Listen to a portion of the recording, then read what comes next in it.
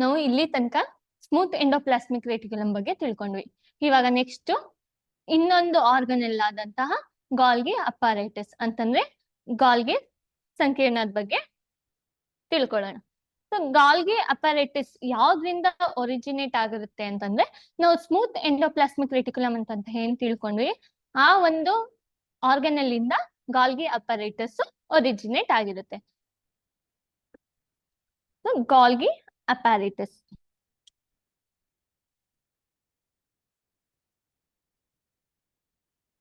Golgi ಅಪಾರೈಟಸ್ ಅಂದ್ರೆ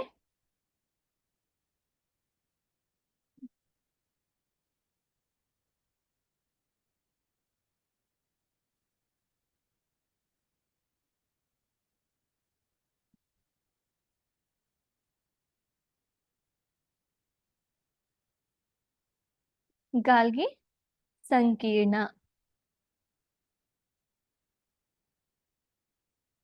so ಇದು ನಾನು ಆಗ್ಲೇ ಹೇಳ್ದಾಗೇನೆ ಸ್ಮೂತ್ ಎಂಡೋಪ್ಲಾಸ್ಮಿಕ್ ರೆಟಿಕ್ಯುಲಮ್ ಇಂದ ಒರಿಜಿನೇಟ್ ಆಗಿರುತ್ತೆ. ಅದರ ಜೊತೆಗೆ ಇದು ಎಲ್ಲಾ ಯುಕ್ಯಾರಿಯೋಟಿಕ್ ಸೆಲ್ಸ್ ಏನಿರುತ್ತೆ, ಎಲ್ಲಾ ಯುಕ್ಯಾರಿಯೋಟಿಕ್ ಸೆಲ್ಸ್ ಅಲ್ಲೂ ಸಹ ಪ್ರೆಸೆಂಟ್ ಇರುತ್ತೆ. ಸೊ ಇದು ಯಾವ ಒಂದು ಪ್ರೋಸೆಸಿಂಗ್ ಹೆಲ್ಪ್ ಮಾಡುತ್ತೆ ಅಂತಂತಂದ್ರೆ, it helps in the secretion of the enzymes and hormones. ಯಾವುದೇ ಕಿಣ್ವಗಳು ಸೆಕ್ರೀಟ್ ಆಗ್ತಾ ಇದೆ ಅಂತ ಹೇಳಿದ್ರೆ ಅದರ ಜೊತೆಗೆ ಹಾರ್ಮೋನ್ ಸೆಕ್ರೀಷನ್ಗೆ ಇದು ಹೆಲ್ಪ್ ಮಾಡುತ್ತೆ. It helps in the secretion of the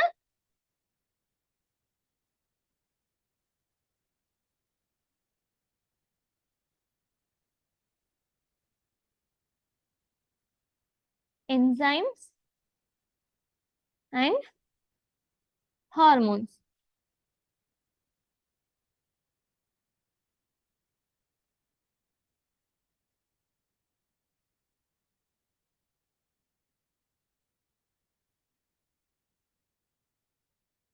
ಇದು ಕಿಣ್ವಗಳು ಮತ್ತೆ ಹಾರ್ಮೋನ್ಗಳ ಸೆಕ್ರೀಷನ್ಗೆ ಹೆಲ್ಪ್ ಮಾಡುತ್ತೆ.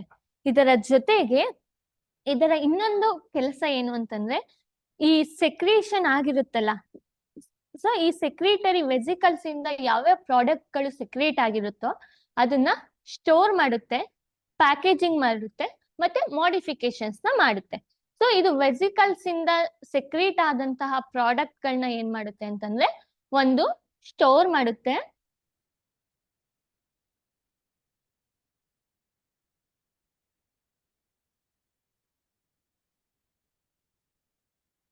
it helps in the storage, modification and packaging of the secretory products from ಎಲ್ಲಿಂದ ಆ ಗಾಲ್ಗಿ ಅಪಾರೇಟಸ್ ಏನು ವೆಸಿಕಲ್ಸ್ ಇದೆ, ಸೊ ಆ ವೆಸಿಕಲ್ಸ್ ಅಲ್ಲಿ ಸೆಕ್ರೇಟ್ ಆದಂತಹ, ಇಲ್ಲಿ ಸೆಕ್ರೇಟರಿ ವೆಸಿಕಲ್ಸ್ ಅಂತಂತಿದೆ ಇಲ್ಲ, ಸೊ ಈ ಗಾಲ್ಗಿ ಅಪಾರೇಟರಿ ಸೆಕ್ರೇಟ್ ಆದಂತಹ ವೆಸಿಕಲ್ಸ್ ಅಲ್ಲಿ ಸೆಕ್ರೇಟ್ ಆದಂತಹ ಪ್ರಾಡಕ್ಟ್ ಗಳನ್ನ ಏನ್ ಮಾಡುತ್ತೆ ಇದು ಅಂತಂತ ಹೇಳಿದ್ರೆ, ಸ್ಟೋರ್ ಮಾಡುತ್ತೆ, ಮಾಡಿಫೈಡ್ ಮಾಡುತ್ತೆ, ಮತ್ತೆ ಪ್ಯಾಕ್ ಅನ್ನ ಮಾಡುತ್ತೆ. ಇದರ ಜೊತೆಗೆ ಇದು ಈಗ ಸ್ಮೂತ್ ಎಂಡೋಪ್ಲಾಸ್ಮಿಕ್ ಇಂದ ಗಾಲ್ಗಿ ಅಪಾರೇಟಸ್ ಒರಿಜಿನೇಟ್ ಆಯ್ತು. ಅದೇ ರೀತಿಯಲ್ಲಿ it helps in the formation of the lysosome. So lysosome ನ ಫಾರ್ಮೇಶನ್ ಗೆ ಏನ್ ಮಾಡುತ್ತೆ, ಇದು ಹೆಲ್ಪ್ ಮಾಡುತ್ತೆ. ಮತ್ತೆ ಸೆಲ್ ವಾಲ್ ಮತ್ತೆ ಪ್ಲಾಸ್ಮಾ ಮೆಂಬ್ರೇನ್ ಸಿಂಥಸಿಸ್ ಆಗೋದಕ್ಕೆ ಇದು ಸ್ಟೋರ್ ಮಾಡ್ಕೊಂಡಿರ್ತಕ್ಕಂತಹ ಒಂದು ಪ್ರಾಡಕ್ಟ್ ನ ಅಲ್ಲಿಗೆ ಅದರ ಸಿಂಥಸಿಸ್ಗೆ ಕಳಿಸ್ಕೊಡುತ್ತೆ. ಸೊ ಇದು ಹೆಲ್ಪ್ಸ್ ಇನ್ ದ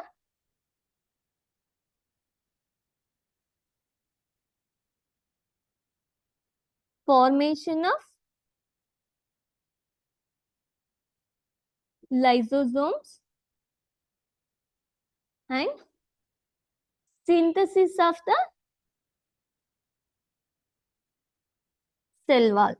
ಅಂದ್ರೆ ಕೋಶ ಭಿತ್ತಿ ಮತ್ತೆ ಕೋಶ ಪೊರೆ, ಸೆಲ್ ಮೆಂಬ್ರೇನ್ ಸಿಂಥಸಿಸ್ಗೆ ಹೆಲ್ಪ್ ಅನ್ನ ಮಾಡುತ್ತೆ.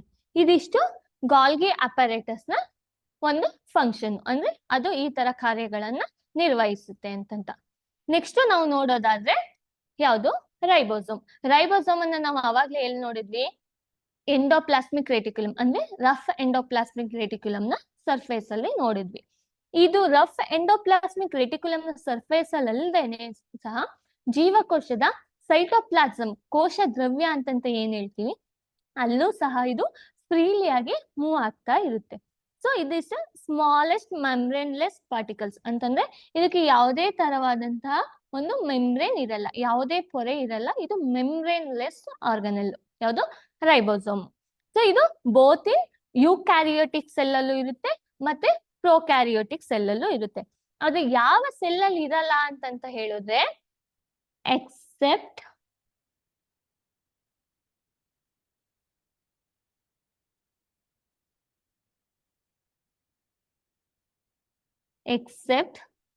Mature sperm. ಮೆಚೂರ್ ಸ್ಪರ್ಮ್ ಅಲ್ಲಿ ಏನಿರುತ್ತೆ ಅದರಲ್ಲಿ ಈ ರೈಬೋಸೋಮ್ ಇರಲ್ಲ.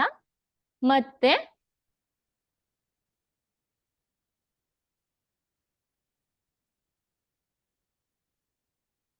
RBC ಸೆಲ್ಸ್ ಏನಿರುತ್ತೆ, ಆ RBC ಸೆಲ್ಸ್ ಅಲ್ಲಿ ನ್ಯೂಕ್ಲಿಯಸ್ ಇರಲ್ಲ, ಅದೇ ರೀತಿಯಲ್ಲಿ ರೈಬೋಸೋಮ್ ಕೂಡ ಇರಲ್ಲ. ಸೊ ಇದು ಯಾವ ತರ ಅಂತಂದ್ರೆ ಫ್ರೀಲಿ ಆಗಿ ಸೈಟೋಪ್ಲಾಸಮ್ ಅಲ್ಲಿ ಫ್ರೀಲಿ ಆಗಿ ಮೂವ್ಮೆಂಟ್ ಆಗ್ತಾ ಇರುತ್ತೆ. ಸೊ ಇದನ್ನ ನಾವು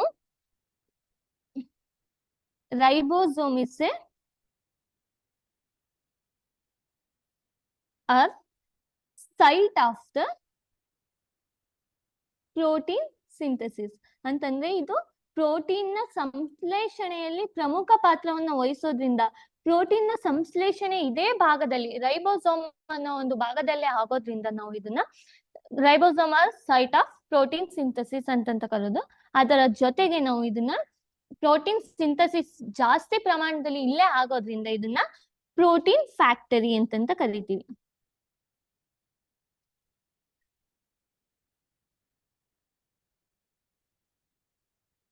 ರೈಬೋಸೋಮ್ ಅನ್ನ ನಾವು ಪ್ರೋಟೀನ್ ಫ್ಯಾಕ್ಟರಿ ಅಂತಂತ ಕರಿತೀವಿ. ಸೊ ಪ್ರೋಟೀನ್ ಫ್ಯಾಕ್ಟರಿ ಅಂತಂದ್ರೆ ಪ್ರೋಟೀನ್ ನ ಕಾರ್ಖಾನೆ ಅಂತಂತ. ಯಾಕಂದ್ರೆ ಜಾಸ್ತಿ ಹೆಚ್ಚು ಪ್ರೋಟೀನ್ ಸಿಂಥಸಿಸ್, ಪ್ರೋಟೀನ್ ನ ಸಂಶ್ಲೇಷಣೆ ರೈಬೋಸೋಮ್ ಅಲ್ಲಿ ಆಗೋದ್ರಿಂದ ನಾವು ಇದನ್ನ ಪ್ರೋಟೀನ್ ನ ಕಾರ್ಖಾನೆ ಅಂತಂತಾನೆ ನಾವು ಕರಿತೀವಿ. ಇದಿಷ್ಟು ರೈಬೋಸೋಮ್ ಬಗ್ಗೆ ಆಯ್ತು. Next lysosome. ಸೊ ಲೈಸೋಸೋಮ್ ಅಂತಂತ ಬಂದಾಗ ಇದು ಯಾವ ಶೇಪ್ ಅಲ್ಲಿ ಇರುತ್ತೆ ಅಂತಂತ ಹೇಳಿದ್ರೆ ಸ್ಪೆರಿಕಲ್ ಇನ್ ಸ್ಟ್ರಕ್ಚರ್ ಇರುತ್ತೆ. ಅಂಡ್ ಎಲ್ಲಿ ಪ್ರೆಸೆಂಟ್ ಇರುತ್ತೆ ಅಂತಂತ ಹೇಳಿದ್ರೆ ಸೆಲ್ ನ ಸೈಟೋಪ್ಲಾಸಮ್ ಅಲ್ಲಿ ಪ್ರೆಸೆಂಟ್ ಇರುತ್ತೆ. ಇದು ನಮಗೆ ಜೀರ್ಣಕ್ರಿಯೆಗೆ ಅಂದ್ರೆ ಡೈಜೆಸ್ಟಿವ್ ಸಿಸ್ಟಮ್ಸ್ಗೆ ಯಾವ್ಯಾವ ಎನ್ಸೈಮ್ಸ್ ಬೇಕು ಆ ಎಲ್ಲಾ ಎನ್ಸೈಮ್ಸ್ ಸಹ ಸೆಕ್ರೀಟ್ ಮಾಡೋದೇ ಇದು. ಅಂದ್ರೆ ಇದು ಎಲ್ಲಾ ಎನ್ಸೈಮ್ಸ್ ಸಹ ಒಳಗೊಂಡಿರುತ್ತೆ. ಸೊ ಆ ಒಳಗೊಂಡಂತಹ ಡೈಜೆಸ್ಟಿವ್ ಎನ್ಸೈಮ್ಸ್ ನಮ್ಮ ಫುಡ್ ನ ಏನಿದೆ, ಡೈಜೆಸ್ಟಿವ್ ಮೆಟೀರಿಯಲ್ಸ್ ಏನಿದೆ ಅದನ್ನ ಬ್ರೇಕ್ ಮಾಡೋ ಅಂತ ಕೆಪಾಸಿಟಿನ ಹೊಂದಿರುತ್ತೆ. ಸೊ ಈ ಸೈಟೋಪ್ಲಾಸಮ್ ಏನಾಗಿರುತ್ತೆ ಅಂತಂತ ಹೇಳಿದ್ರೆ ಡೈಜೆಸ್ಟಿವ್ ಎನ್ಸೈಮ್ಸ್ ನ ಕಂಟೈನಿಂಗ್ ಡೈಜೆಸ್ಟಿವ್ ಎನ್ಸೈಮ್ಸ್ ನ ಒಳಗೊಂಡಿರುತ್ತೆ. ಅದರ ಜೊತೆಗೆ break down of the organic substances, ನಮ್ಮ ಡೈಜೆಷನ್ ಅಲ್ಲಿ ಯಾವ್ದು ಆರ್ಗ್ಯಾನಿಕ್ ಸಬ್ಸ್ಟೆನ್ಸಸ್ ಇರುತ್ತೋ ಅದನ್ನ ಸಹ ಬ್ರೇಕ್ ಡೌನ್ ಮಾಡಿ ನಮ್ಮ ಡೈಜೆಷನ್ಗೆ ಈ ಜೀವಕೋಶದಲ್ಲಿ ಇರ್ತಕ್ಕಂತಹ ಲೈಸೋಸೋಮ್ ಹೆಲ್ಪ್ ಮಾಡುತ್ತೆ. ಇದರ ಜೊತೆಗೆ ಏನು ಅಂತಂತಂದ್ರೆ ಸೊ ಇದು ಯಾವ್ದಾದ್ರು ಒಂದು ಬ್ಯಾಕ್ಟೀರಿಯಾ ಆಗ್ಬೋದು, ಯಾವ್ದಾದ್ರು ಒಂದು ಫಂಗೈ ಆಗಿರ್ಬೋದು, ಜೀವಕೋಶದ ಒಳಗಡೆ ಬರ್ತಾ ಇದೆ ಅಂತಂತ ಹೇಳಿದ್ರೆ ಯಾವ್ದಾದ್ರು ಫಾರಿನ್ ಬಾಡಿ ಎಂಟರ್ ಆಗ್ತಾ ಇದೆ ಜೀವಕೋಶದ ಒಳಗಡೆ ಅಂತಂತ ಹೇಳಿದ್ರೆ ಅವಾಗ ಈ ಲೈಸೋಸೋಮ್ ಏನ್ ಮಾಡುತ್ತೆ ಅಂತಂತ ಹೇಳಿದ್ರೆ ಅದನ್ನ ಸಾಯಿಸೋದಕ್ಕೆ, ಅದನ್ನ ಡೈಜೆಸ್ಟ್ ಮಾಡ್ಕೊಳ್ಳೋದಕ್ಕೆ ಕಿಣ್ವಗಳನ್ನ ಪ್ರೊಡ್ಯೂಸ್ ಮಾಡುತ್ತೆ. ಕಿಣ್ವಗಳನ್ನ ಪ್ರೊಡ್ಯೂಸ್ ಮಾಡಿ ಅದರ ಕಿಣ್ವಗಳನ್ನ ಬ್ಲಾಸ್ಟ್ ಒಂದು ಫಾರಿನ್ ಬಾಡಿ ಏನಿದೆ ಅದನ್ನ ಒಂದು ರಿಪ್ಲೇಸ್ ಮಾಡೋದಕ್ಕೆ ನೋಡುತ್ತೆ. ಸೊ ರಿಪ್ಲೇಸ್ ಮಾಡುವಾಗ ತನ್ನಕ್ ತಾನೇ ಲೈಸೋಸೋಮ್ ಏನಾಗುತ್ತೆ, ಕಿಣ್ವಗಳೆಲ್ಲ ಹೊರಗ್ ಬರೋದು ಅಂತಂದ್ರೆ ಅದು ತನ್ನ ಪೊರೆಯನ್ನ ಕಳಚ್ಕೊಳ್ಳೋದು. ಈಗ ಲೈಸೋಸೋಮ್ ಒಂದು ಎನ್ಕ್ಲೋಸ್ ಆಗಿರುತ್ತೆ ಅಂತಂತಂದ್ರೆ ಅಲ್ಲಿರೋ ಎನ್ಸೈಮ್ಸ್ ಹೊರಗಡೆ ಬರ್ಬೇಕು ಅಂತಂದ್ರೆ ಏನಾಗ್ಬೇಕು, ಅದು ಒಂಥರ ಬ್ಲಾಸ್ಟ್ ಆಗ್ಬೇಕು. ಆ ಬ್ಲಾಸ್ಟ್ ಆಗುವಂತ ನಾವು ಪ್ರೋಸೆಸ್ ಅನ್ನ ನಾವು ಆ ಬ್ಲಾಸ್ಟ್ ಆಗುವಂತ ಒಂದು ಇದನ್ನ ನಾವು ಸೂಸೈಡಲ್ ಸೆಲ್ ಅಂತಂತ ಕರಿತೀವಿ. ಸೊ ಲೈಸೋಸೋಮ್ ಅಂತ ಅನ್ನೋದು suicidal bag of the cell, ಅಂದ್ರೆ ಆತ್ಮಹತ್ಯಾ ಸಂಚಿ ಅಂತಂತ ಕರಿತೀವಿ ಕನ್ನಡದಲ್ಲಿ. ಆತ್ಮಹತ್ಯಾ ಸಂಚಿ. ಸೊ ಅದು ಬೇರೆ ಫಾರಿನ್ ಬಾಡೀಸ್ ನ ಡೈಜೆಸ್ಟ್ ಮಾಡ್ಕೊಳ್ಳೋದಿಕ್ಕೆ, ಅದನ್ನ ರಿಮೂವ್ ಮಾಡೋದಿಕ್ಕೆ ಅಂತಂತ ಹೋಗಿ ತನ್ನಗ್ ತಾನೇ ಬ್ಲಾಸ್ಟ್ ಆಗೋದ್ರಿಂದ ಅದನ್ನ ಆತ್ಮಹತ್ಯಾ ಸಂಚಿ, ಅಂದ್ರೆ ಅದಕ್ ತಾನೇ ಬ್ಲಾಸ್ಟ್ ಮಾಡ್ಕೊಳ್ಳುತ್ತೆ. ಅದರಿಂದ ನಾವು suicidal bag of the cell ಅಂತಂತ ನಾವು ಯಾವ್ದನ್ನ ಲೈಸೋಸೋಮ್ ಅನ್ನ ನಾವು ಕರಿತೀವಿ. ಅದರ ಜೊತೆಗೆ ಈ ತರ ಲೈಸೋಸೋಮ್ ಅಂತಂತ ಬಂದಾಗ ನಾವು ಅನಿಮಲ್ ಸೆಲ್ಲು ಮತ್ತೆ ಪ್ಲಾಂಟ್ ಸೆಲ್ಲು ಎರಡರಲ್ಲೂ ಸಹ ಒಂದೇ ನಂಬರ್ ಅಲ್ಲಿ ಇರಲ್ಲ, ಅದು ಡಿಫ್ರೆಂಟ್ ವೇರಿಯಸ್ ಇನ್ ನಂಬರ್ ಅಲ್ಲಿ ಇರುತ್ತೆ. ಸೊ ಪ್ಲಾಂಟ್ ಸೆಲ್ ಅಲ್ಲಿ ಕಡಿಮೆ ನಂಬರ್ಸ್ ಅಲ್ಲಿ ಇದ್ರೆ ಅನಿಮಲ್ ಸೆಲ್ ಅಲ್ಲಿ ಜಾಸ್ತಿ ನಂಬರ್ಸ್ ಅಲ್ಲಿ ಇರುತ್ತೆ. ಈ ತರ ಸೆಲ್ಲಿಂದ ಸೆಲ್ಲಿಗೆ ಲೈಸೋಸೋಮ್ ಗಳ ನಂಬರ್ಸ್ ಏನಿರುತ್ತೆ ಅದು ವೇರಿ ಆಗ್ತಾ ಹೋಗುತ್ತೆ.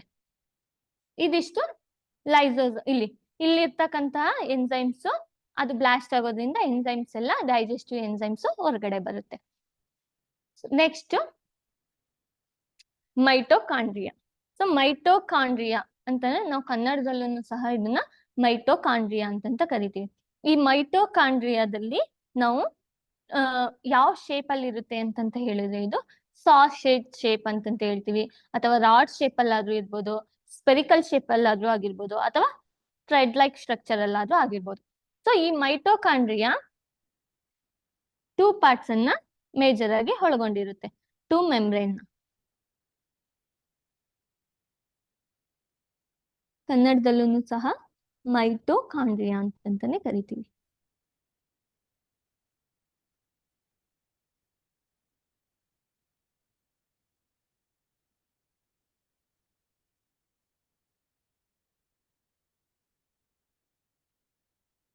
They have 2 membranes. The first one ಯಾವುದು ಔಟರ್ ಮೆಂಬ್ರೇನ್, ಹೊರಪದರ, and second one inner membrane ಅಂದ್ರೆ ಒಳಪದರ.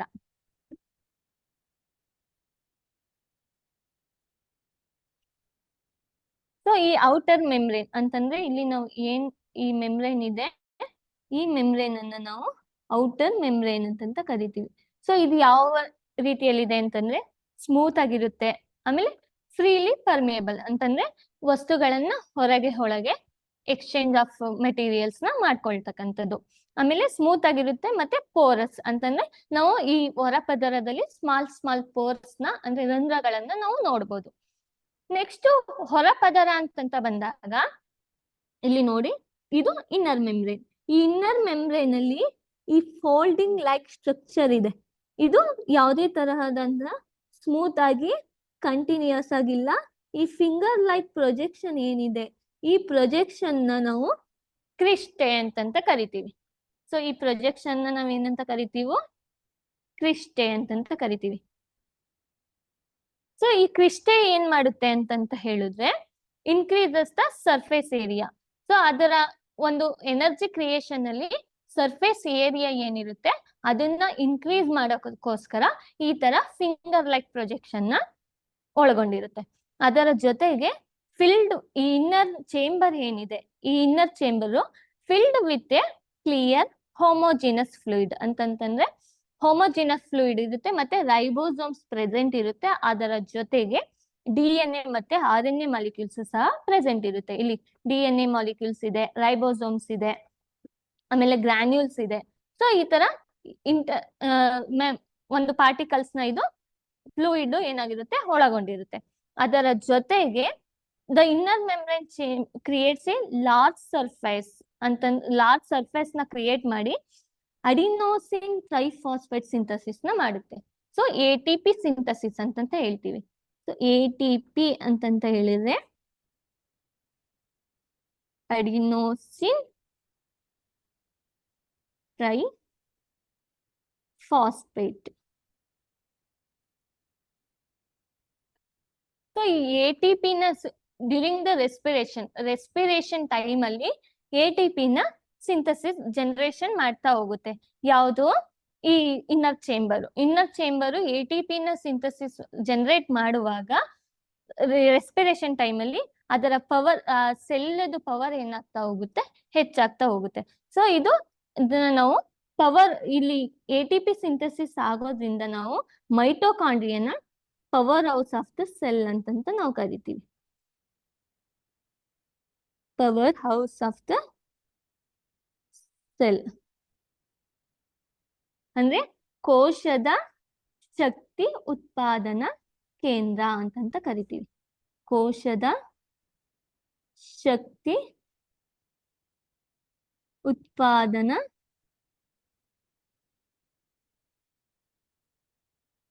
ಕೇಂದ್ರ ಯಾವುದು? ATP ಜನರೇಟ್ ಮಾಡೋದ್ರಿಂದ ಮೈಟೋಕಾಂಡ್ರಿಯನ್ನ ನಾವು ಕೋಶದ ಶಕ್ತಿ ಉತ್ಪಾದನಾ ಕೇಂದ್ರ. ಕೋಶಕ್ಕೆ ಯಾವುದೇ ರೀತಿಯಾದಂತಹ ಶಕ್ತಿ ಬೇಕು ಅಂತಂತ ಹೇಳಿದ್ರೆ ಅದನ್ನ ಒದಗಿಸೋದೇ ಯಾವುದು? ಮೈಟೋಕಾಂಡ್ರಿಯಾ. ಅದರಿಂದ ನಾವು ಅದೊಂಥರ ಪವರ್ ಹೌಸ್ ಇದ್ದಾಗೆ. ಇವಾಗ ಒಂದು ಕರೆಂಟ್ ಅಂತಂತ ಬಂದಾಗ ನಾವು ಎಲ್ಲಿ ಒಂದು ಕಡೆ ಎಲ್ಲವನ್ನು ಸಂಗ್ರಹಿಸಿ ಅದರಿಂದ ನಾವು ಎಲ್ಲಾ ಕಡೆನೂ ಡಿಸ್ಟ್ರಿಬ್ಯೂಟ್ ಮಾಡ್ತೀವೋ ಅದೇ ತರ ಶಕ್ತಿ, ಜೀವಕೋಶಕ್ಕೆ ಬೇಕಾದಂತಹ ಶಕ್ತಿ ಎಲ್ಲವನ್ನ ಇದು ಜನರೇಟ್ ಮಾಡಿ ಜೀವಕೋಶದ ಎಲ್ಲಾ ಭಾಗಗಳಿಗೂ ಸಹ ಕಳಿಸ್ಕೊಡುತ್ತೆ. ಸೊ ಇದಿಷ್ಟು ಮೈಟೋಕಾಂಡ್ರಿಯಾದ function and structure. So next plastids ಅಂತಂತ ಬಂದಾಗ, ಸೊ ಪ್ಲಾಸ್ಟಿಡ್ಸ್ ಅಂತಂದ್ರೆ ಇದು ಬರೀ ಸಸ್ಯ ಜೀವಕೋಶದಲ್ಲಿ ಮಾತ್ರ ಕಂಡುಬರೋದು.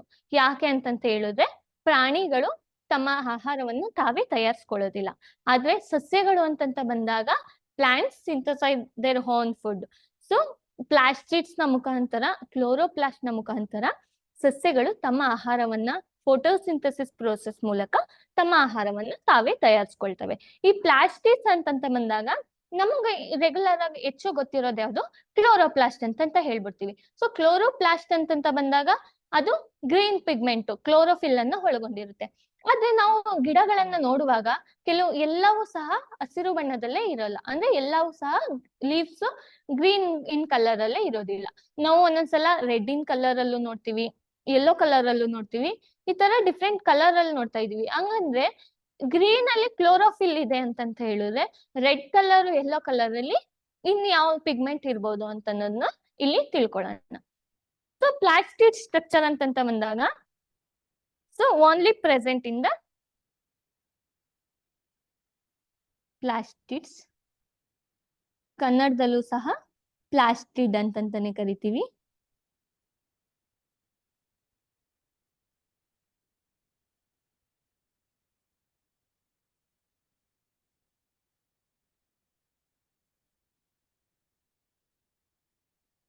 So only present in plant cell. So only present in plant cell. Plant cell ಅಲ್ಲಿ ಮಾತ್ರ ನಾವು ಇದನ್ನ ನೋಡೋದು. ಸೊ ಈ ಪ್ಲಾಸ್ಟಿಡ್ಸ್ ಅಲ್ಲಿ ನಾವು ಡಿಫ್ರೆಂಟ್ ಟೈಪ್ಸ್ ನ ನೋಡ್ತೀವಿ. ಅದು ಯಾವ್ದ್ಯಾವ್ದು ಅಂತಂತ ಹೇಳಿದ್ರೆ chloroplast, second one leucoplast, and third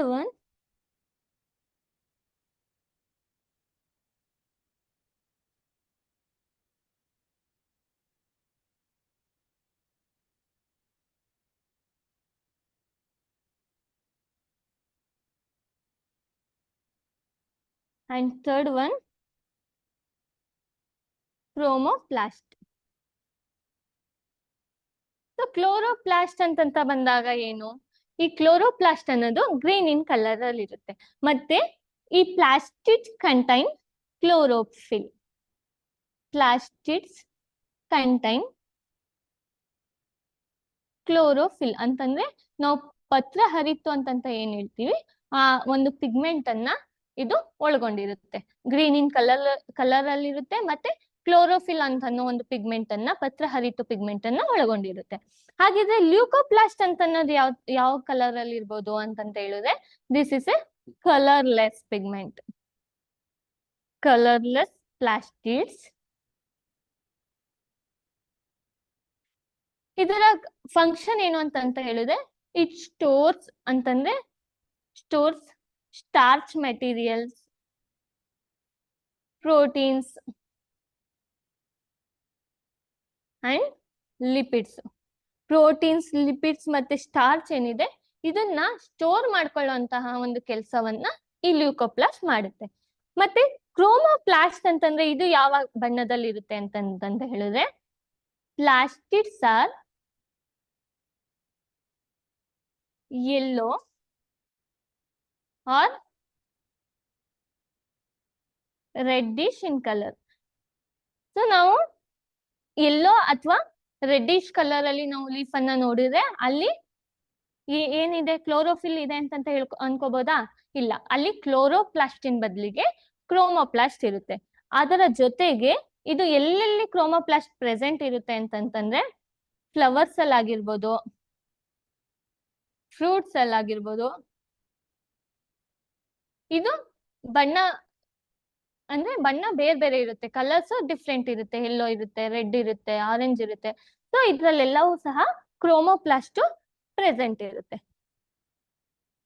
so ಇದಿಷ್ಟು ಪ್ಲಾಸ್ಟಿಡ್ಸ್ ಅಲ್ಲಿ ನಾವು, ಇದು only present in plant cell. ಇದರಲ್ಲಿ ನಾವು ಡಿಫ್ರೆಂಟ್ ಟೈಪ್ಸ್ ಆಫ್ ಪ್ಲಾಸ್ಟಿಡ್ಸ್ ನ ನೋಡ್ತೀವಿ. ಅದ್ರಲ್ಲಿ ಯಾವ್ದ್ಯಾವ್ದು ನೋಡಿದ್ವಿ ಈಗ? ಕ್ಲೋರೋಪ್ಲಾಸ್ಟ್ ಬಗ್ಗೆ ನೋಡಿದ್ವಿ, ಲ್ಯೂಕೋಪ್ಲಾಸ್ಟ್ ಬಗ್ಗೆ ನೋಡಿದ್ವಿ, ಮತ್ತೆ ಕ್ರೋಮೋಪ್ಲಾಸ್ಟ್ ಬಗ್ಗೆ ನೋಡಿದ್ವಿ. ಇದ್ರ 3 ಬಗ್ಗೆ ತಿಳ್ಕೊಂಡ್ವಿ. ಇವಾಗ ನೆಕ್ಸ್ಟ್ ಆರ್ಗನ್ ಅಲ್ಲಿ ಯಾವ್ದಿದೆ ಅಂತಂದ್ರೆ ನೋಡೋಣ.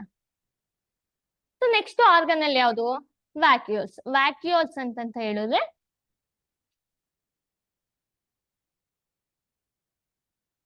ನಾವು ಇದನ್ನ ಕನ್ನಡದಲ್ಲಿ ರಸದಾನಿಗಳು ಅಂತಂತ ಕರಿತೀವಿ.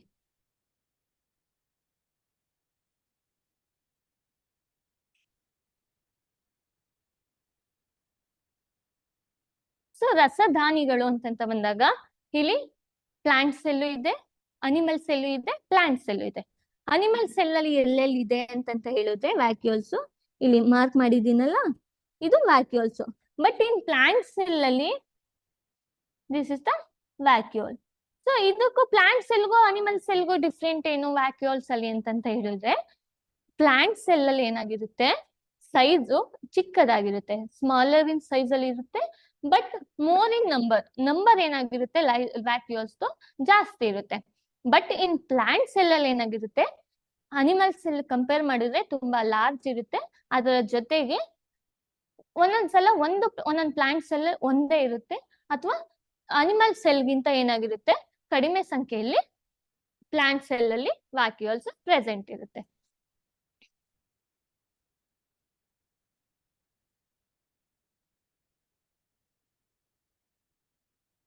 ಸೊ ಪ್ಲಾಂಟ್ ಸೆಲ್ ಅಲ್ಲಿ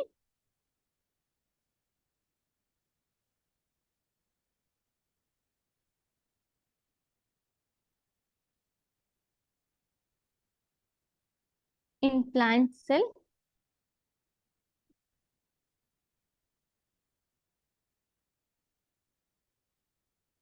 lesser in number and larger in size. But in animal cell more in number and smaller in size.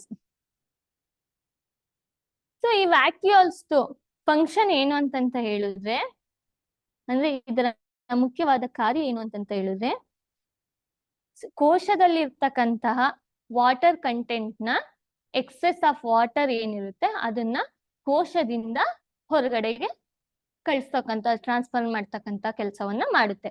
So ಕೋಶದಲ್ಲಿ ಹೆಚ್ಚು ದ್ರವ್ಯ ಸೇರ್ಕೊಂಡಿದೆ, ವಾಟರ್ ಕಂಟೆಂಟ್ ಜಾಸ್ತಿ ಇದೆ ಅಂತಂತ ಅಂದಾಗ ಏನಾಗುತ್ತೆ, ಅದರ ಕೋಶದೊಳಗಿನ ಒತ್ತಡ ಏನಾಗುತ್ತೆ ತುಂಬಾ ಜಾಸ್ತಿ ಆಗುತ್ತೆ. ಅವಾಗ ಕೋಶವೇ ಬ್ಲಾಸ್ಟ್ ಆಗುವಂತ ಚಾನ್ಸಸ್ ಇರುತ್ತೆ. ಆ ಕಾರಣದಿಂದಾಗಿ ಎಕ್ಸೆಸ್ ಅಮೌಂಟ್ ಆಫ್ ವಾಟರ್ ಏನ್ ಬರ್ತಾ ಇರುತ್ತೋ ಅದನ್ನ ಈ ವ್ಯಾಕ್ಯೂಲ್ಸ್ ಏನ್ ಮಾಡ್ತಾ ಇರುತ್ತೆ, ಹೊರಗಡೆಗೆ ಆಗ್ತಾ ಇರುತ್ತೆ. It helps in the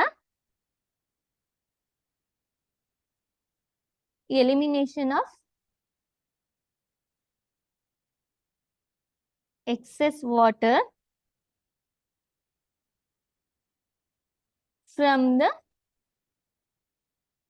cell. ಸೆಲ್ಲಿಂದ ಎಕ್ಸೆಸ್ ವಾಟರ್ನ ಏನ್ ಮಾಡ್ತಾ ಇರುತ್ತೆ, ರಿಮೂವ್ ಮಾಡ್ತಾ ಹೋಗುತ್ತೆ. ಸೊ ಇದಿಷ್ಟು ನಾವು ಸೆಲ್ ಆರ್ಗನಲ್ಸ್ ಯಾವ್ದ್ಯಾವ್ದಿದೆ ಅದ್ರ ಬಗ್ಗೆ ತಿಳ್ಕೊಂಡ್ವಿ. ಸೊ ಇವಾಗ ಈ ಪ್ಲಾಂಟ್ ಸೆಲ್ಗೂ ಅನಿಮಲ್ ಸೆಲ್ಗೂ ಕೆಲವೊಂದರಲ್ಲಿ ಮಾತ್ರ ವ್ಯತ್ಯಾಸವನ್ನ ನಾವು ನೋಡ್ಬೋದು ಅಂತಂತ ಹೇಳಿದ್ವಿ. ಅದೇ ರೀತಿಯಲ್ಲಿ ಬರೀ ಕೆಲವೊಂದು ಪ್ಲಾಂಟ್ ಸೆಲ್ ಅಲ್ಲಿ ಯಾವ ಯಾವ ಆರ್ಗನಲ್ಸ್ ಕಂಡು ಬರುತ್ತೆ, ಅದು ಯಾವ್ದು ಅನಿಮಲ್ ಸೆಲ್ ಅಲ್ಲಿ ಇಲ್ಲ. ಮತ್ತೆ ಯಾವ್ದ್ರಲ್ಲಿ ಎರಡು ಸಿಮಿಲಾರಿಟೀಸ್ ಇದೆ ಅಂತ ಅನ್ನೋದನ್ನ ನಾವು ನೋಡಿದ್ವಿ. ಅದನ್ನ ಇವಾಗ ಒನ್ ಬೈ ಒನ್ ಲಿಸ್ಟ್ ಮಾಡ್ತಾ ಹೋಗೋಣ. ಪ್ಲಾಂಟ್ ಸೆಲ್,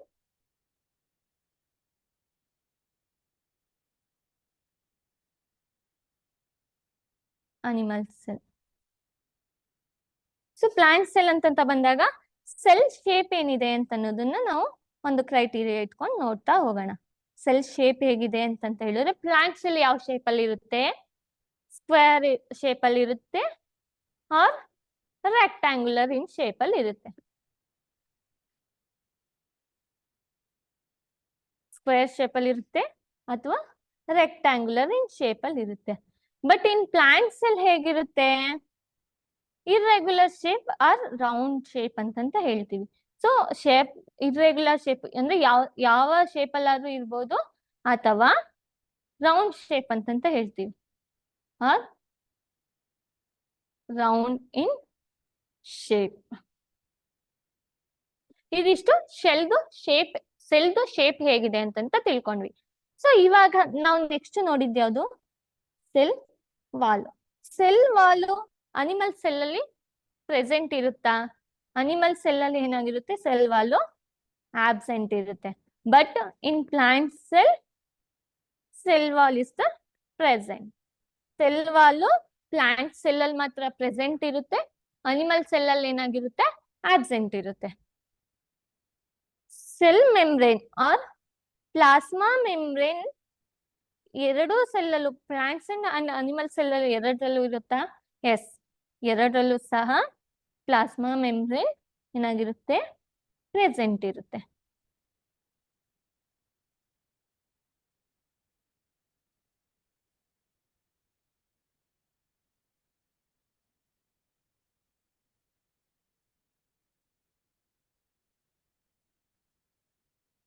ಪ್ಲಾಂಟ್ ಸೆಲ್ ಮತ್ತೆ ಅನಿಮಲ್ ಸೆಲ್ ಎರಡರಲ್ಲೂ ಸಹ ಪ್ಲಾಸ್ಮಾ ಮೆಂಬ್ರೇನ್ ಪ್ರೆಸೆಂಟ್ ಇರುತ್ತೆ. So next endoplasmic reticulum. In both plant cell and animal cell have a endoplasmic reticulum. ಎರಡರಲ್ಲೂ ಸಹ ಎಂಡೋಪ್ಲಾಸ್ಮಿಕ್ ರೆಟಿಕ್ಯುಲಮ್ ಏನಾಗಿರುತ್ತೆ, ಪ್ರೆಸೆಂಟ್ ಇರುತ್ತೆ. ನೆಕ್ಸ್ಟ್ ನ್ಯೂಕ್ಲಿಯಸ್ ಎಲ್ಲಿ ಸಿಚುವೇಟೆಡ್ ಆಗಿರುತ್ತೆ ಮತ್ತೆ ಅದರ ಅಕರೆನ್ಸ್ ಹೇಗಿರುತ್ತೆ ಅಂತಂತ ಹೇಳೋದಾದ್ರೆ, ನ್ಯೂಕ್ಲಿಯಸ್ ಪ್ರೆಸೆಂಟ್ ಇರುತ್ತೆ ಪ್ಲಾಂಟ್ ಸೆಲ್ ಅಲ್ಲಿ. ಅಂಡ್ ಎಲ್ಲಿ ಸಿಚುವೇಟೆಡ್ ಆಗಿರುತ್ತೆ ಅಂತಂದ್ರೆ lies on the one side of the cell. So ನಾನು ಆಗ್ಲೇ ಹೇಳ್ದಾಗ್ಲೇ ಅನಿಮಲ್ ಸೆಲ್ ಅಲ್ಲಿ ಏನಾಗಿರುತ್ತೆ, ಮಿಡಲ್ ಅಲ್ಲಿ ಸೆಂಟರ್ ಅಲ್ಲಿ ಪ್ರೆಸೆಂಟ್ ಆಗಿರುತ್ತೆ. ಬಟ್ ಇನ್ ಪ್ಲಾಂಟ್ ಸೆಲ್ ಅಲ್ಲಿ ಏನಾಗಿರುತ್ತೆ, ಯಾವ್ದಾದ್ರು ಒಂದು ಸೈಡ್ ಅಲ್ಲಿ ಮಾತ್ರ ಪ್ರೆಸೆಂಟ್ ಇರುತ್ತೆ.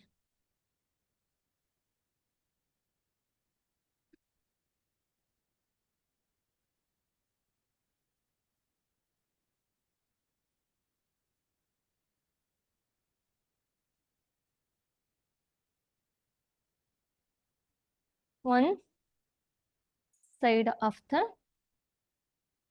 ಸೆಲ್. ಸೊ ಇಲ್ಲಿ ಅನಿಮಲ್ ಸೆಲ್ ಅಲ್ಲಿ ಹೇಗಿರುತ್ತೆ ಅಂತಂತ ಹೇಳಿದ್ರೆ, ಅನಿಮಲ್ ಸೆಲ್ ಅಲ್ಲೂ ಸಹ ಪ್ರೆಸೆಂಟ್ ಇರುತ್ತೆ, ಬಟ್ ಏನಾಗಿರುತ್ತೆ, ಲೈಸ್ ಆನ್ ದ ಸೆಂಟರ್ ಅಲ್ಲಿ ಸಿಚುವೇಟೆಡ್ ಆಗಿರುತ್ತೆ.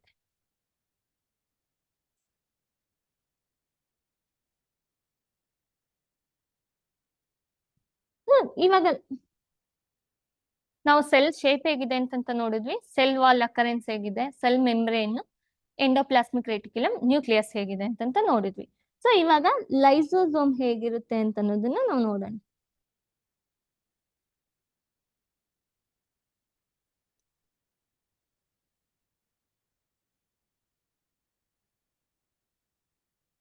Lysosomes present but very rare. So plant cell ಅಲ್ಲಿ ನಾನು ಆಗ್ಲೇ ಹೇಳ್ದಾಗೆ ತುಂಬಾ ಕಡಿಮೆ ಸಂಖ್ಯೆಯಲ್ಲಿ ಲೈಸೋಸೋಮ್ ಇರುತ್ತೆ. ಬಟ್ ಅನಿಮಲ್ ಸೆಲ್ ಅಲ್ಲಿ ಹೇಗಿರುತ್ತೆ ಅಂತಂತ ಹೇಳೋದಾದ್ರೆ ಪ್ರೆಸೆಂಟ್ ಇರುತ್ತೆ and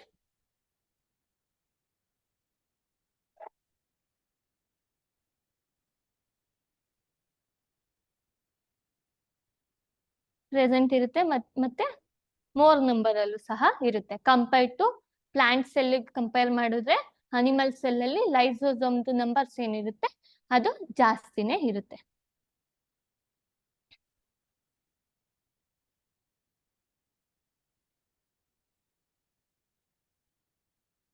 so next Golgi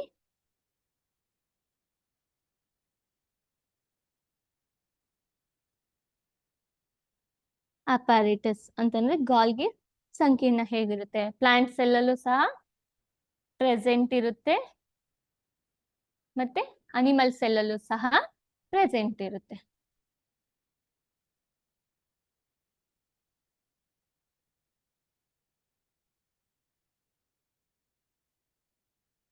animal cell ಅಲ್ಲೂ ಸಹ ಪ್ರೆಸೆಂಟ್ ಇರುತ್ತೆ. So ribosome present in both plant cell and animal cell. So plastids ಹೇಗಿರುತ್ತೆ? ನಾವು ಎರಡು ಜೀವಕೋಶದಲ್ಲೂ ನಾವು ಅದನ್ನು ನೋಡ್ತೀವಾ? ಪ್ರಾಣಿ ಜೀವಕೋಶ ಮತ್ತೆ ಸಸ್ಯ ಜೀವಕೋಶ ಎರಡರಲ್ಲೂ ಇಲ್ಲ. Plastids only present in plant cell. Present only in plant cell, absent in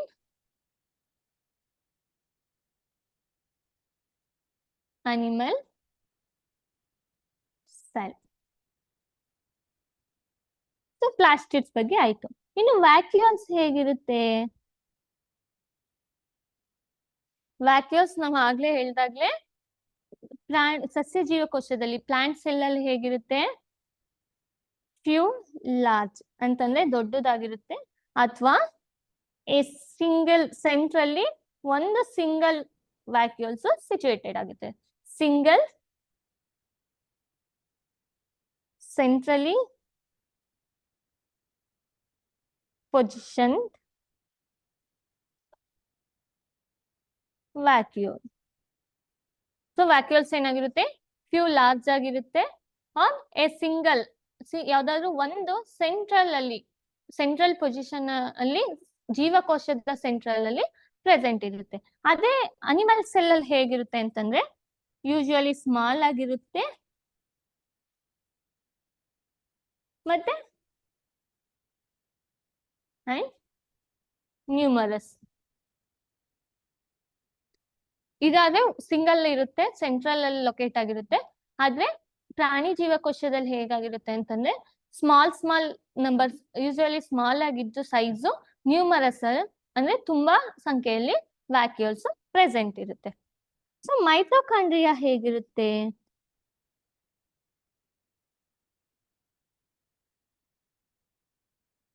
mitochondria present ಇರುತ್ತೆ ಬಟ್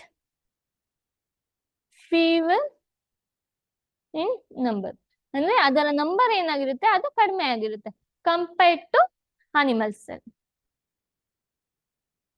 ಪ್ರೆಸೆಂಟ್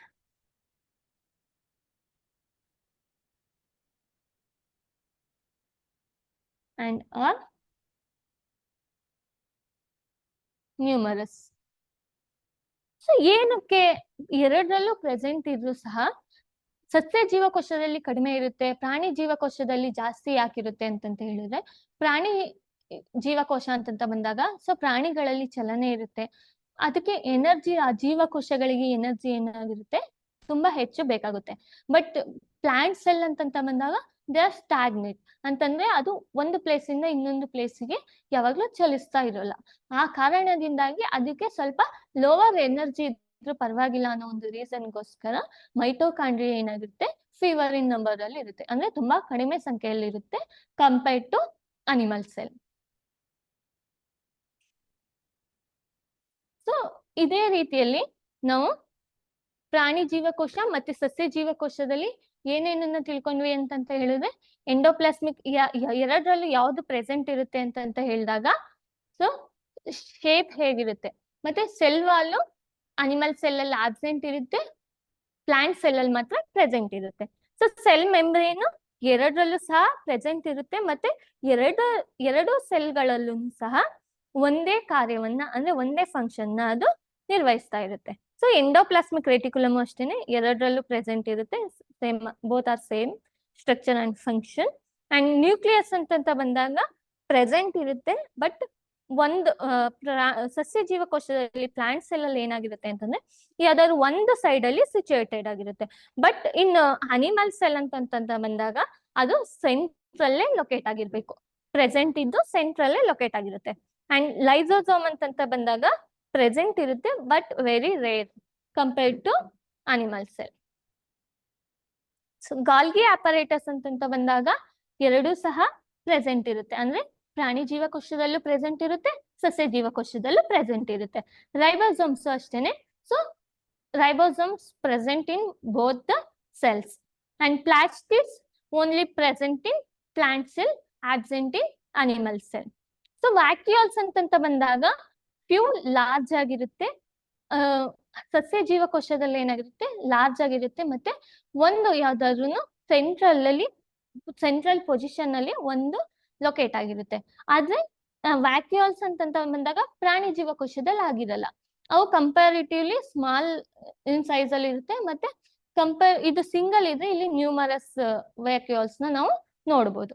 ಸೊ ಮೈಟೋಕಾಂಡ್ರಿಯಾ ಅಂತ ಬಂದಾಗ ಪ್ರೆಸೆಂಟ್ ಇರುತ್ತೆ, ಬಟ್ ಫೀವರ್ ಇನ್ ನಂಬರ್. ಅವಾಗ್ಲೇ ನಾವು ಹೇಳಿದ್ವಿ ರೀಸನ್ ಯಾಕೆ ಅಂತಂತ.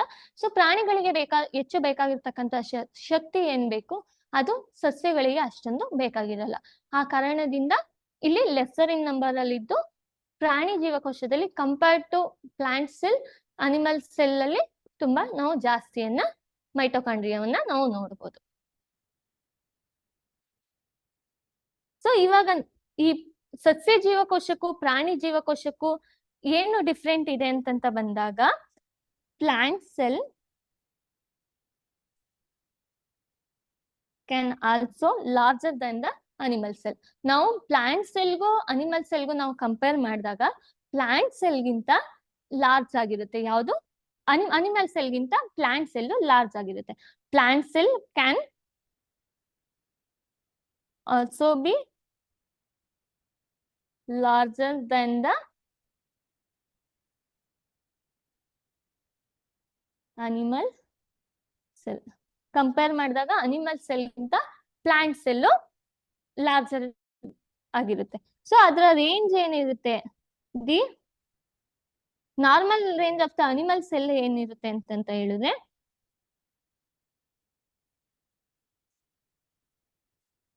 ಸೊ varies from about 10 ಇಂದ 30 ಮೈಕ್ರೋಮೀಟರ್ಸ್ ತನಕ ನಾವು ನೋಡ್ಬೋದು. About 10 to 30 micrometers. And then the plant cell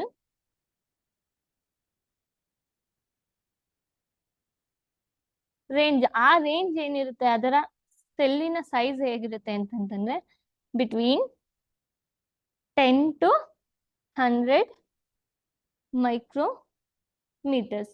so ನಾವು ಇದರ ಸೈಜ್ ಏನಿದೆ ಅಂತ ಅನ್ನೋದನ್ನೇ ನಾವು ನೋಡಿ, ಸೊ ಅನಿಮಲ್ ಸೆಲ್ದು ಎಷ್ಟು ಸೈಜ್ ಇರುತ್ತೆ ಅಂತ ಹೇಳಿದ್ರೆ 10 to 30 ಮೈಕ್ರೋಮೀಟರ್ಸ್ ಇರುತ್ತೆ, but in plant cell ranges between 10 to 100 ಮೈಕ್ರೋಮೀಟರ್ಸ್ ಇರುತ್ತೆ. ಸೊ ಇದ್ರಲ್ಲೇ ನಮಗೆ ಗೊತ್ತಾಗುತ್ತೆ ಪ್ರಾಣಿ ಜೀವಕೋಶಕ್ಕಿಂತ ಸಸ್ಯ ಜೀವಕೋಶ ಲಾರ್ಜರ್ ದೆನ್ ಆಗಿರುತ್ತೆ ಅಂತಂತ. ಸೊ ಇವತ್ತಿನ ಕ್ಲಾಸ್ ಅಲ್ಲಿ ನಾವು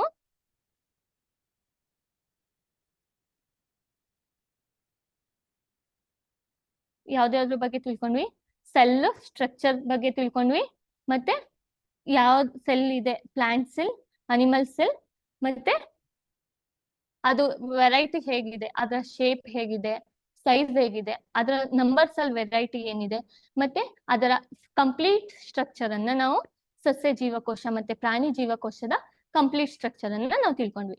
ಸೊ ಇನ್ನೊಂದ್ಸಲ ಏನೇನಿದೆ ಅಂತ ಹೇಳಿದ್ರೆ, ಸೊ ಇನ್ ದ ನಂಬರ್ ಅಂತಂತ ಬಂದಾಗ, ವೇರಿಯಸ್ ಇನ್ ನಂಬರ್ ಅಂತಂತ ಬಂದಾಗ unicellular and multi cellular, variety in shape ಅಂತಂತ ಬಂದಾಗ ರೌಂಡ್ ಶೇಪ್ ಆಗಿರ್ಬೋದು, ಸ್ಪಿಂಡಲ್ ಶೇಪ್ ಆಗಿರ್ಬೋದು. ಸೊ ವೆರೈಟಿ ಇನ್ ಸೈಜ್ ಅಂತಂತ ಬಂದಾಗ ಬ್ಯಾಕ್ಟೀರಿಯಾದಲ್ಲಿ ಅಂದ್ರೆ ಮೈಕ್ರೋ ಆರ್ಗಾನಿಸಮ್ಸ್ ಅಲ್ಲೇ ಸೈಜ್ ಬೇರೆ ಇರುತ್ತೆ, ಅಂಡ್ ಮ್ಯಾಕ್ರೋ ಆರ್ಗಾನಿಸಮ್ಸ್ ಅಲ್ಲೇ ಸೈಜ್ ಬೇರೆ ಇರುತ್ತೆ. ಅನಿಮಲ್ಸ್, ಪ್ಲಾಂಟ್ಸ್, ಟ್ರೀಸ್, ಈ ತರ ಸೈಜಸ್ ಬೇರೆ ಇರುತ್ತೆ ಅಂತ ಹೇಳ್ಬೋದು. ಮತ್ತೆ ಪ್ಲಾಂಟ್ಸ್ ಅಲ್ಲಿ ಯಾವ ಆರ್ಗನಲ್ಸ್ ನ ಒಳಗೊಂಡಿದೆ, ಮತ್ತೆ ಅನಿಮಲ್ಸ್ ಅಲ್ಲಿ ಯಾವ ಆರ್ಗನಲ್ಸ್ ಅನ್ನ ಒಳಗೊಂಡಿದೆ ಅಂತಂತ. ಸೊ ಯಾವ್ಯಾವ ಆರ್ಗನಲ್ಸ್ ಇದೆ ಅಂತಂತಾನು ನಾವು ಲಿಸ್ಟ್ ಮಾಡಿದ್ವಿ. ಅದರ ಜೊತೆಗೆ ಸೆಲ್ ಮೆಮ್ರೇನ್ ಅಂದ್ರೆ ಕೋಶ ಪೊರೆ. ಸೊ ಅದರ ಸೆಲ್ನ ಔಟರ್ ಕವರಿಂಗ್ ನ ನಾವು ಸೆಲ್ ಮೆಮ್ರೇನ್ ಅಂತಂತ ಕರಿತೀವಿ. So this is a selectively permeable membrane ಅಂತಂದ್ರೆ ತನಗೆ ಉಪಯುಕ್ತವಾದಂತ ವಸ್ತುಗಳನ್ನ ಹೊರಗಡೆ ತಗೊಂಡು ತನಗೆ ಬೇಡದೇ ಇರೋಂತ ವಸ್ತುಗಳನ್ನ ಹೊರಗಡೆ ಬಿಡುತ್ತೆ. ಅದರಿಂದ ನಾವು ಈ ಕೋಶ ಪೊರೆಯನ್ನ ಸೆಲೆಕ್ಟಿವ್ಲಿ ಪರ್ಮಿಯಬಲ್ ಮೆಮ್ರೇನ್, ಅರೆ ವ್ಯಾಪ್ಯ ಪೊರೆ ಅಂತಂತ ನಾವು ಕರಿತೀವಿ. So cell wall only present in the plant cell and provide support, mechanical support to the cell. And cell nucleus ಅಂತಂತ ಬಂದಾಗ ಸೆಲ್ ನ್ಯೂಕ್ಲಿಯಸ್ ಅಲ್ಲಿ ನಾವು 4 ಕಾಂಪೊನೆಂಟ್ಸ್ ನ ನೋಡಿದ್ವಿ. Nuclear membrane, nucleoplasm, nucleolus and nuclear chromatin. Nuclear chromatin ಅಂತಂತ ಬಂದಾಗ so ಅಲ್ಲಿ ನಾವು ಕ್ರೋಮೋಸೋಮ್ಸ್ ಅನ್ನ ನೋಡ್ತೀವಿ. ಸೊ ಆ ಕ್ರೋಮೋಸೋಮ್ಸ್ DNA ಮತ್ತೆ ಪ್ರೋಟೀನ್ ನ ಒಳಗೊಂಡಿರುತ್ತೆ. ಸೊ ಇದು ಜೀನ್ಸ್, ಹೆರಿಡಿಟರಿ ಮೆಟೀರಿಯಲ್ಸ್, ಜೀನ್ಸ್ ಅನ್ನ ಹೆರಿಡಿಟರಿ ಮೆಟೀರಿಯಲ್ಸ್ ಅಂದ್ರೆ ಒಂದು ಜನರೇಷನ್ ಇಂದ ಇನ್ನೊಂದು ಜನರೇಷನ್ಗೆ ಒಂದು ಹೆರಿಡಿಟಿಯನ್ನ ಕ್ಯಾರಿ ಓವರ್ ಮಾಡ್ತಾ ಇರುತ್ತೆ. ಸೊ ಎಂಡೋಪ್ಲಾಸ್ಮಿಕ್ ರೆಟಿಕ್ಯುಲಮ್ ಅಂತಂತ ಬಂದಾಗ ನಾವು 2 ಟೈಪ್ಸ್ ಆಫ್ ಎಂಡೋಪ್ಲಾಸ್ಮಿಕ್ ರೆಟಿಕ್ಯುಲಮ್ ನ ನೋಡಿದ್ವಿ. Rough endoplasmic reticulum and smooth endoplasmic reticulum ಅಂತಂತ. ಸೊ ಅದರ ಫಂಕ್ಷನ್ ಏನು, ಅದರ ಸ್ಟ್ರಕ್ಚರ್ ಏನು. ಸೊ ರಫ್ ಎಂಡೋಪ್ಲಾಸ್ಮಿಕ್ ರೆಟಿಕ್ಯುಲಮ್ ಅಂತಂತ ಬಂದಾಗ ribosome present on the surface of the endoplasmic reticulum, and smooth endoplasmic reticulum ಅಂತಂತ ಬಂದಾಗ no ribosome present on the surface of the endoplasmic reticulum.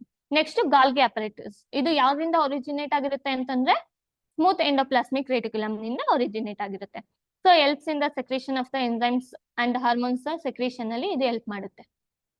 Next ribosomes ನಾವು ಎಲ್ಲೆಲ್ಲಿ ನೋಡಿದ್ವಿ ಅಂತಂತ ಹೇಳಿದ್ರೆ ಎಂಡೋಪ್ಲಾಸ್ಮಿಕ್ ರೆಟಿಕ್ಯುಲಮ್ ಅಲ್ಲಿ ನೋಡಿದ್ವಿ. ಮತ್ತೆ ಸೈಟೋಪ್ಲಾಸಮ್, ರಸದಾನಿ ಏನಿದೆ ಆ ಫ್ಲೂಯಿಡ್ ಕಂಟೆಂಟ್ ಏನಿದೆ ಅಲ್ಲೂ ಸಹ ಫ್ರೀಲಿ ಆಗಿ ಮೂವ್ ಆಗ್ತಾ ಇರುತ್ತೆ. ಸೊ ಇದನ್ನ site of the protein synthesis ribosome ಆಗಿರೋದ್ರಿಂದ ಪ್ರೋಟೀನ್ ಫ್ಯಾಕ್ಟರೀಸ್ ಅಂತಂತ ನಾವು ರೈಬೋಸೋಮ್ ಅನ್ನ ಕರಿತೀವಿ.